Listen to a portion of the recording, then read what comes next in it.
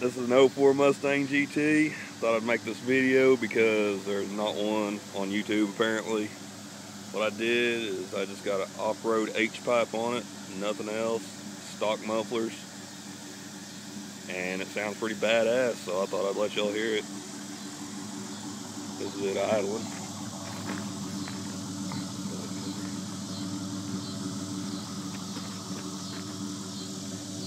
Alright, she's gonna rev it up.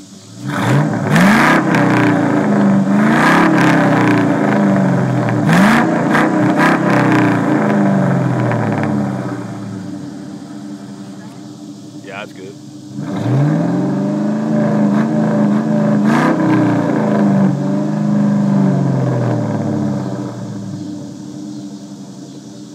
So, yeah, that's just stock mufflers, off-road H-pipe, absolutely nothing else.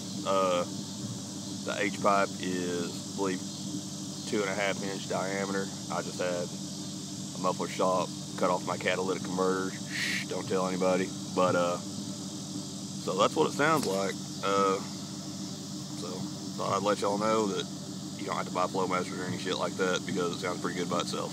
Alright, later.